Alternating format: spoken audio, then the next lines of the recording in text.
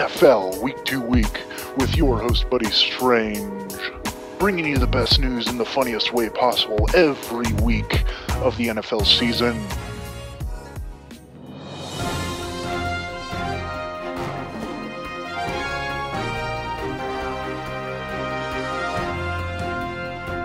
Hello everybody, my name is Buddy Strange, this is StrangeVoodooTV, and welcome to Week 1's Week to Week. Let's jump into this news. First off, it was reported earlier in the week that the Patriots and Rob Gronkowski have come to an agreement over Tom Brady's favorite trainer and sex therapist, Alex Guerrero. The Patriots are now letting the star tight end work with the controversial trainer. Gronkowski is now scheduled to visit Tom Brady's house every Wednesday of the season so that the two can get their thighs massaged while they both kiss Tom Brady's son on the lips. And next in the news, Sam Darnold was the youngest quarterback to ever start in his first NFL game, effectively making him the youngest quarterback to ever throw a pick six on his first NFL pass. When asked for comment after the game, Sam Darnold said, "Well, before I retire, I wanted to beat Brett Favre in something." Unrelatedly, despite rumors many of you might have heard, Ryan Leaf still sucks at football and in prison. Khalil Mack back in the news after apparently the Rams admitted to trying to trade for Mack. Are you shitting me, Rams? Alright, let me get real with you here, Chief. Last I checked, you have $115,000 in cap space. Even on his rookie deal, you couldn't afford him. You couldn't even sign a practice squad player for a whole year on that kind of deal.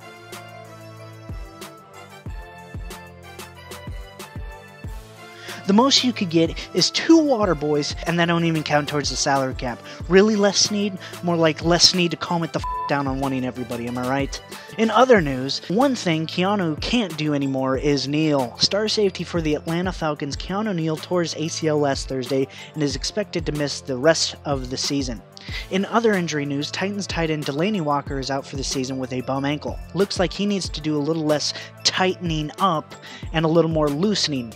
Because pliability is key, just look at the TB12's overpriced handbook. In other Titans news, the Titans-Dolphins game is now officially the longest game from start to finish in NFL history. The game went from a 1 p.m. start time all the way to the end time of 8:10 p.m., making it officially a 7-hour, 10-minute game, beating the previous record of 5 hours, 16 minutes set by the Bears and Ravens on November 17th, 2013. This proves that this game was being so badly played that God was not only crying, but this game was so uninteresting, God even tried to shut it down. Good news out of Cleveland, they can no longer go 0-16 after winning against the Steelers. And after the game, Hugh Jackson said to reporters, "After going 0-16 last year, I was of course not happy, but only unhappy because it had been done before. I want to do something that has never been done before. My new goal is to have the first 0-16 season. And all of me here at StrangeVoodooTV are rooting for you, Hugh. And we say, go get him, Huey." Lewis in the news, Ray Lewis that is, for killing it at a charity golf event last week. After slashing his way through 18 holes and taking a few stabs at some putts, Lewis reportedly came in 5th, although one incident did arise when Lewis apparently obstructed the hole during a putt. Lewis declined to comment on the incident, but said, "God is good, but you know what is also good? Hacking this ball on a sunny Sunday morning in Atlanta. Just straight knifing them down the green, Nothing better." Lastly, the first player was ejected for the new targeting foul. Sean Williams of the Bengals was ejected for a hit on Andrew Luck this past Sunday. When asked about it, Williams said, "Well, Pac-Man, Adam ain't here no more to get ejected, so I thought I'd do my part and show Coach Lewis that I can be trusted to lose a playoff game too." Alright, so much for the news today, folks. Let's get into the scores. Alright, on the screen you are seeing hopefully all of the scores from this past week of football. As you can see in the bottom right corner, I don't even want to talk about it. It was a rough week 1 for me in my predictions. You can see how much I got correct. It was just, oh man. There were some games that were close that, I was so close to getting, especially the Browns-Steelers. That just pisses me off. There were some very, very good games. And overall, I was happy that football is back. No matter the scores, I'm going to get them next week anyway. Week 1 is always unpredictable, and it could have gone so many different ways. Just look at the just look at the Jets Lions. I mean, everyone was thinking Lions. I was thinking Lions, and oh man, that just that hurt.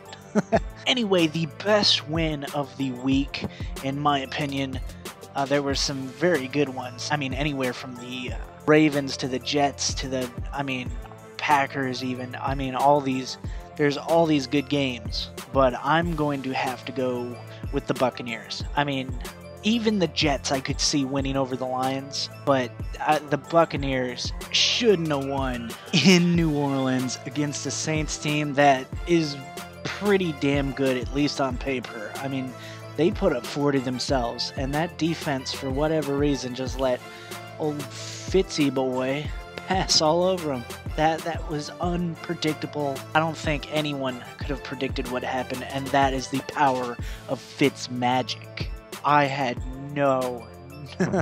and that's unfortunate because I do believe in Ryan Fitzpatrick. I've always liked him ever since he was on the Bills, throwing to Stevie Johnson. There was this one game against the Bengals, I believe, just blew me out of the water with belief in the guy, and he doesn't have a bad beard either. That beard is godlike.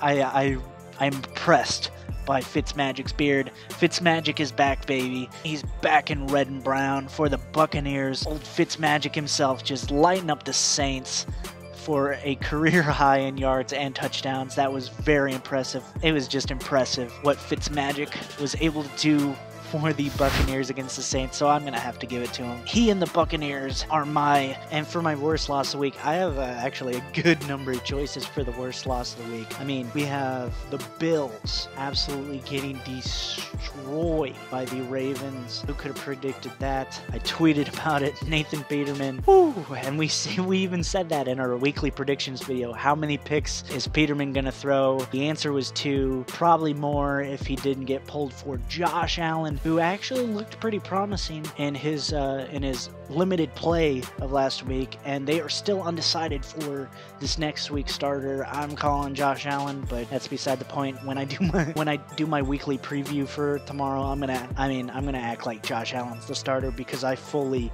believe it. I have the Raiders, who, as of recording this, just lost 33-13. Definitely the Lions.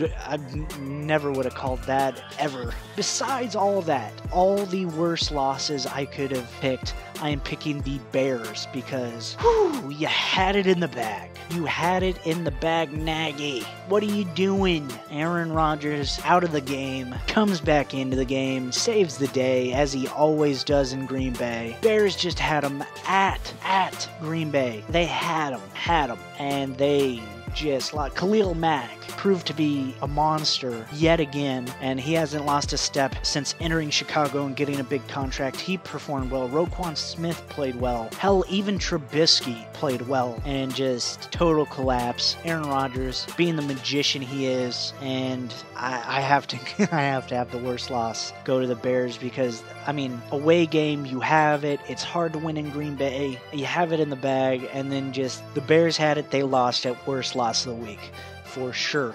And I won't normally say this, at least I hope I don't, every week. We had a tie on Sunday after the Steelers and Browns tried to give each other the game. You know, the old Canadian standoff.